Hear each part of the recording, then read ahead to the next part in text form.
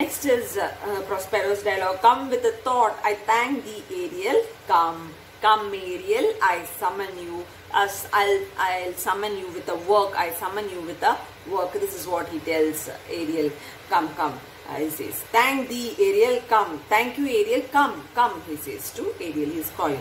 So you can see the re-entry of Ariel over here. Re-enters Ariel. Next is Ariel's dialogue. Ariel says, thy thoughts I cleave to. What's thy pleasure? I obey all your thoughts. So he's saying, I obey all your thoughts, my master. What do you wish? He's asking Prospero. So on this, Prospero says, Spirit, we must prepare to meet with Caliban.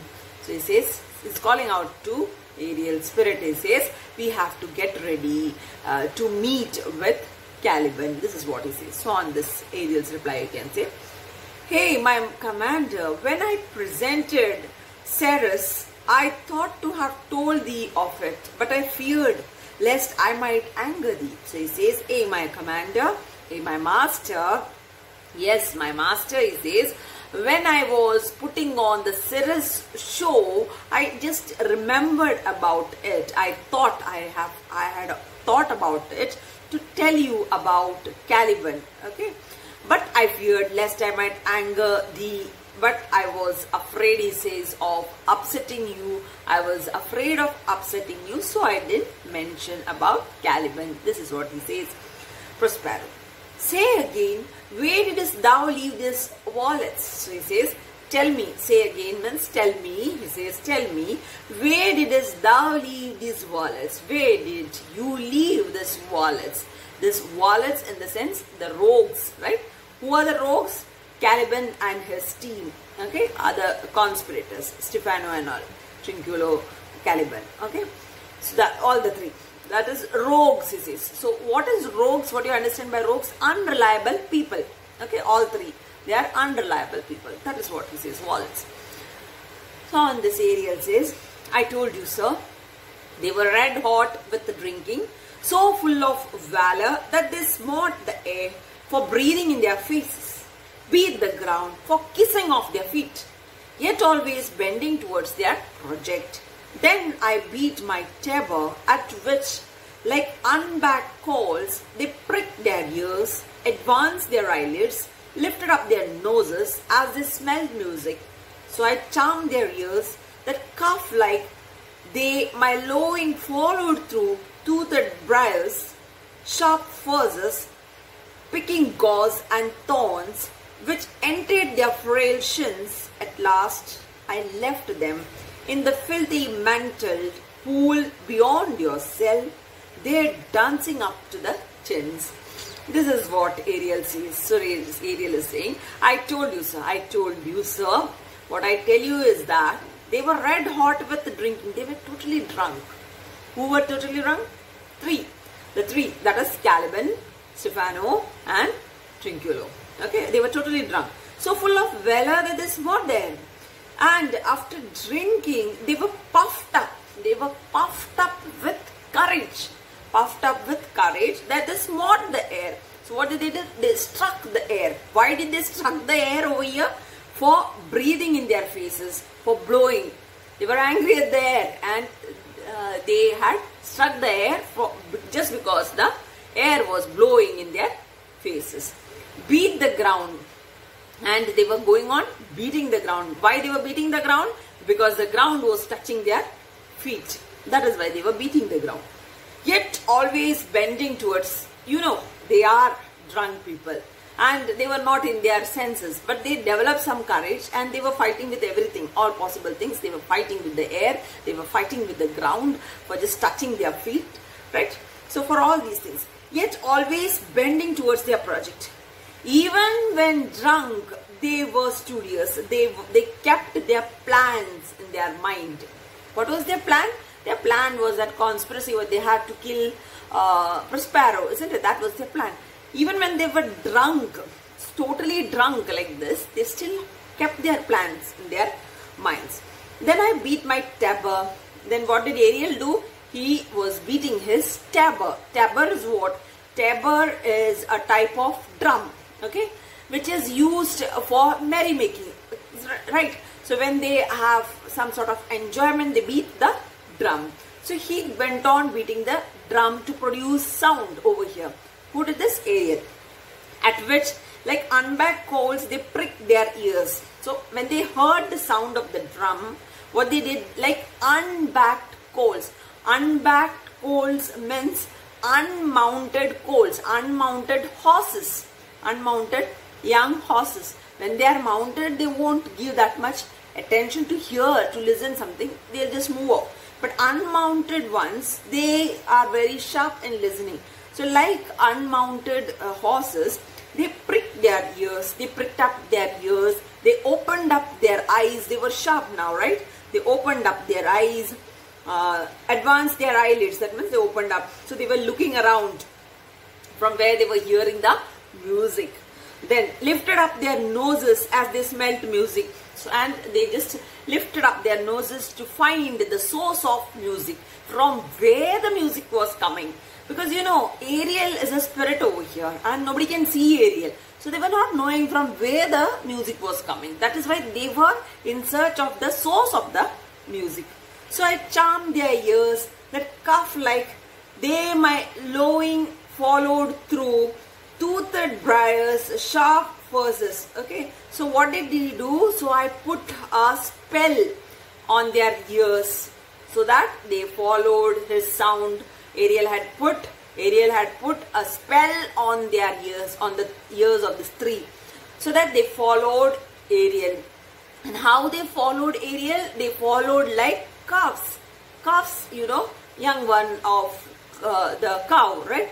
So how they followed, how the calves are, they don't bother about anything around, isn't it? When they go in the bushes, you can see my lowing followed through toothed briars. Toothed briars means sharp bushes, sharp furzes, again thorny plants, pricking gauze and thorns. This is prickly shrubs.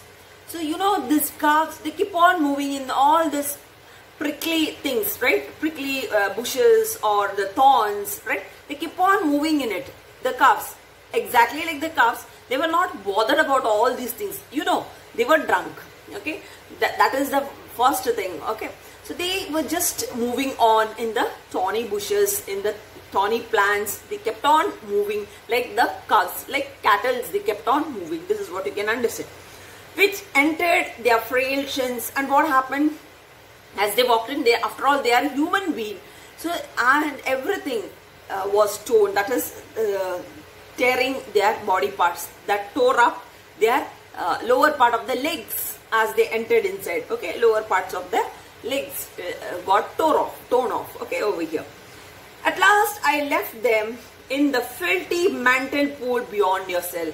Finally, that is in the end, Ariel took them to which area? To the in the filthy mantle pool, in the dirty, smelling, stinking pool, which was very close to the room of Prospero.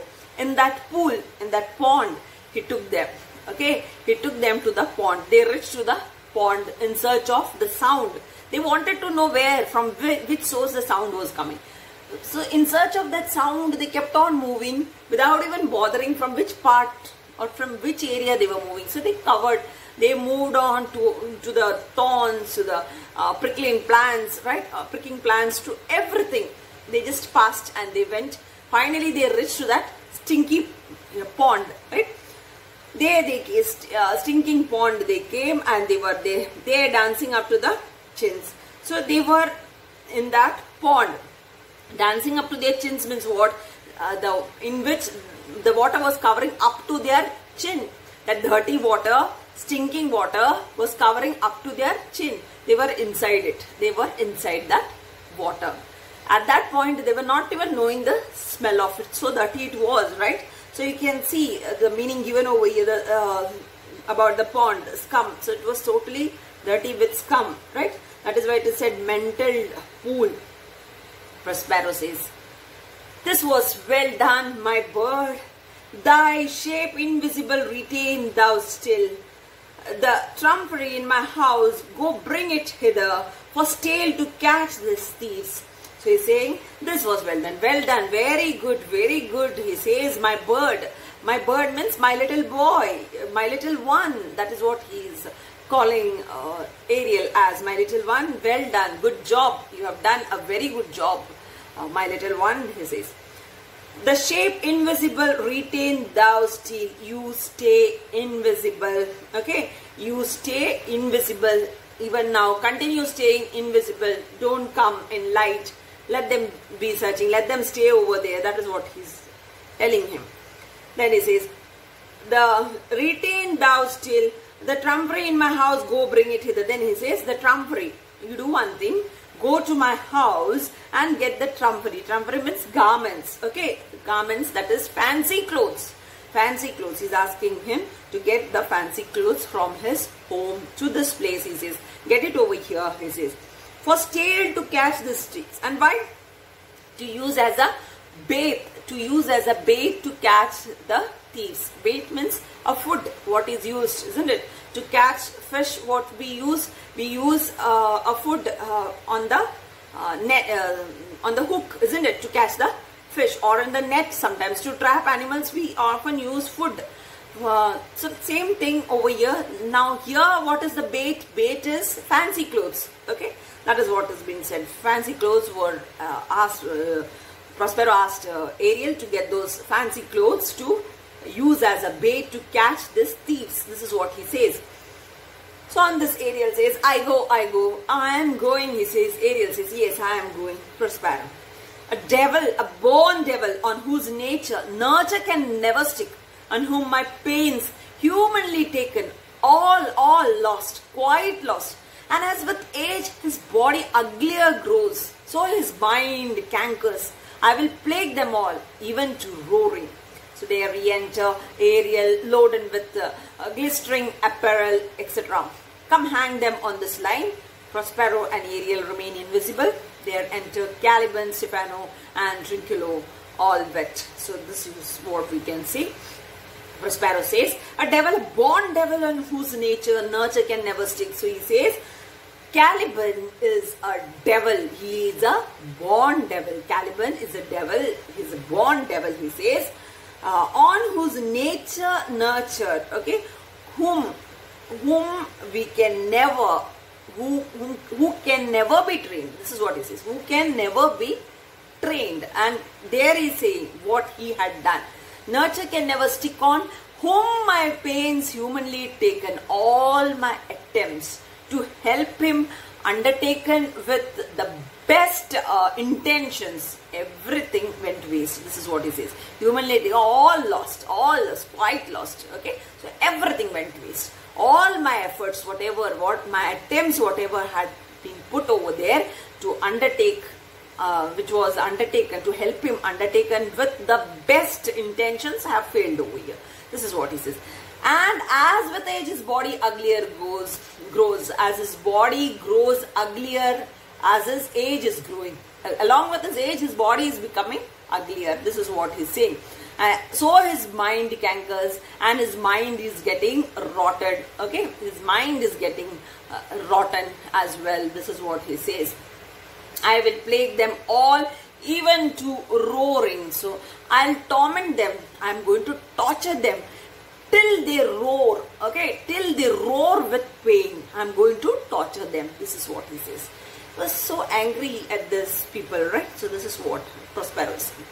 So you can see re-entry of Ariel. He's entering because, you know, earlier Prospero had assigned him a job and he's successful in doing it. With that, he is re-entering over here, Ariel. So what was the job, you know? To get the clothes, those fancy clothes he told him to get, isn't it? So he's ready with it now. It's come. That is why you can see re-entry of Ariel over here. Loaded with glistering apparel, etc. So he was loaded with sparkling clothes, right? So he came with it. Fancy clothes he came with.